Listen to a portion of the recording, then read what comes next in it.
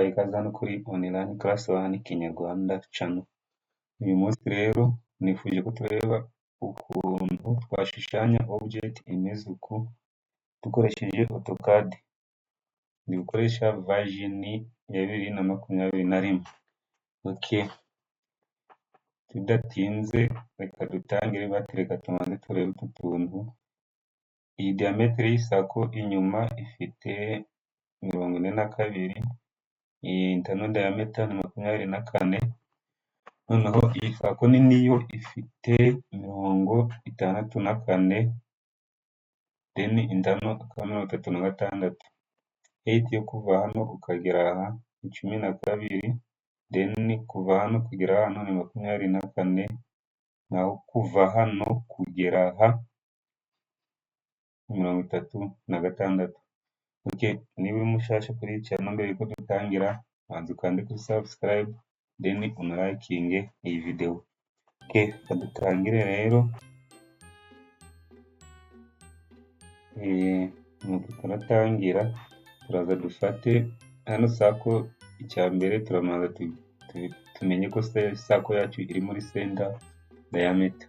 Kugira ubishyiremo ukanda hano kuri aka gafresh kari iruhande rwa sako, then ukaza ugahitamo center diameter. Okay, then dufate sako, bavuze ko ya sako ya mbere ifite 42, then ukande enter. Ni sako imeze uku, then izuminge ibe kuri hano ni 42. Noneho distance iri hagati ya circle n'indi ho ni 100. Ubundi tuze dufate line, dufate center. Hano center ndabona itari on, kugira ibe on ufata shift right click, then center nayo ukayigira on.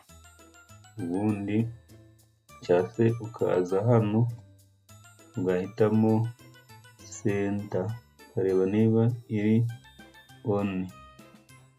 Ndakeka hano iri on, then tuze dufate line. Tumara gufata line tuze dufate ya center ya sako, then dupime 100, andike 100, then twongere dufate sako, dufatira end point. Hano hafite diameter ya 64. Okay, then dushushanye murongo dushatse kwa 3 deletinga. Tumaze kubona ya masako yacu abiri, igisigaye mu gukora ni ukujoininga izi tangent. Ukuvuga zino tangent point tukazijoininga gutya. Naho rero turakoresha line, dufate line hano, ubundi tuze dufatira point. Ubona ko bari kuduha quadrant, but ntayo dushaka tangent. Ubundi turongera dufate shift right click, ubundi tuze dufate tangent point. Hano tangent hari ibe yabonetse, then tuze connecting n'iriya ya hariya. Naho tangent point tuyifate hano.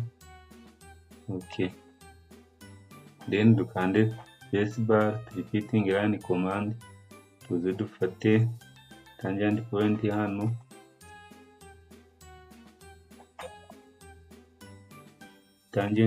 hano, then ongere dufate tangent point. Okay, igisigaye ni ugushushanya amasako ya imbere.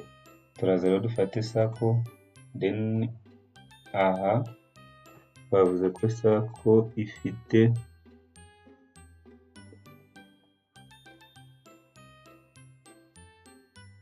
internal sako, twavuze ko ifite 24. Then twongere dufate spacebar, repeating command. Hano bavuze ko iyi sako ya hano ifite 36. Okay, 36 enter. Ubu tumaze kugira akantu kameze gutya muri plan view. Igisigaye rero ni ukugashyira muri, tugiye kureba 3D yako ukuntu iraba imeze, then tunagahereze na thickness. Ibyo kubikora turifashisha izi tools ziri hano na press pull. Tumanze tuze hano muri surface isometric kagaragare gutya, then kugira tugahereze thickness dufate press pull. Aha twavuze ko afite 12, then tuhareze height ni 12. Twongere tuze hano ahafite height ya 24, then ahaho hafite height ya 36 enter. Ubu tumaze kugira object imeze uku, then tuze turebe 3D yayo ukuntu igaragara ikuriye. Okay, tumaze kugira akantu kameze ukuntu isako ifite biriya bintu, aha hantu habiri nyine hatoboye. Tugiye kureba mbese twashyiramo ka kandi ko hagati gute. Okay, turaza rero nkuko twabikoze ejo muri ya video turi kuvuga ngo mbese izi coordinate zikora zite, cyangwa se zino tools za hano. Turaza dufate hano dukirike kuri kariya gafresh kari kureba hariya, ubundi duhitemo right cyangwa se left kugira duchange plan. Hano twari turi kudrawinga muri plan ya nk'ari plan view, but tugiye guchanginga plan. Wenda dufate right plane. Tumara gufata right plane, hano tuzi ko afite diameter ya 64, hano hakagira diameter ya 24, kandi hagati nako ya 42, kandi hagati y'izi point zombi kuva hano kugera hano harimo 100. Wa distance ya hano hagati turafata bya 100 dukuremo amaradius yombi. Okay, tuze dufate calculator,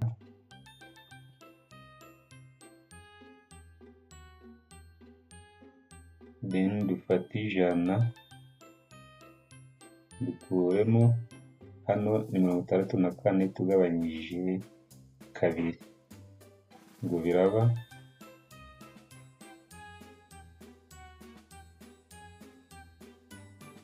32. Then twongere dufate ibi, no, turafata 100 dukuyemo 32, 100 dukuremo 32 egal, then ibi tubonye ni 38. Twongere dufate 42 tugabanyije kabiri, ubwo ni 21, then dukuremo 21 egal sigare 47. Ubwo bivuze ko distance yo kuva hano ukagera aha ari 47. Then kuva hano kugera hano, twavuze ko ari 24, but hano harimo 12. Ubwo distance kuva hano kugera hano nayo ni 12, ubwo ni 24 dukuyemo ino 12. Then kuva hano kugera hano twavuze ko ari 36, turakuramo 12, ubwo harasigara 24. Okay, ubwo gutya 47, 24, then hano hakaba 12. Okay, heading iriya turangiza tuze dufate, twavuze ko turi gushushanyiriza muri right plane cyangwa se ni projection, but iyo right. Turaza rero dufate twifashishe line, then tumara kwifashisha line tuze dushushanye point ya mbere hariya, then tumanuke ya 12 enter, then dutambike hariya, twavuze ko ari 47 enter, then hano kuzamuka twavuze ko ari 36 dukuyemo 12 24 enter, then tumanuke hano tutaningemo auto off, tuze tujoyininge iya mirongo. okay. Then hano ushobora kwifashisha press pull, but kubera ko hano twabonye ko hatoboye turifashisha indi komande yitwa extrude. Tuze selecting kariya kantu, then dufate ino extrude command bihite bigenda kuriya, then extrudingemo 12 na kabiri enter, then bihite kugira akantu kameze kuriya. But zino giridi ndabona ziri kugira tuzigire off, bihite tugira ibintu bimeze uko. Igisigaye rero ni ugufata kano kantu tukakamuvinga hano hagati. Turabikora dute? Turaza tugaselecting, then dufate move command, then ushobora no kwandika move igihe utari kuyibona, selectinga ukaza ugafata iriya quadrant cyangwa se iriya midpoint ya hariya, ukaza ukamuvinga hano naho ugafata midpoint yaho, bigahita biba kuriya. Guys, ndabona object twari dukeneye ari iyi, nuko igaragara, but wowe n'ubu ugiye kuyikora ushobora kumanza kwandikora ziriya measurement navuze ahantu kugira ngo ukore ibintu nyine bifite mezere zifatika. Object nuko imeze rero, but hano igihe hari hidden wakoresha press pull command, wafata kano kantu ukagakora kwa kundi abonye ndi kugakora, then ya mirongo wamara kuyibona ugakoresha press pull command. Niba iyi video yagushimishije kabisa, gerageza ihereze like, then na sharing kugira ngo abandi bayibone, kandi ndagushimiye kuba warebye video kugera irangiye. Okay, thank you very much. See you next time.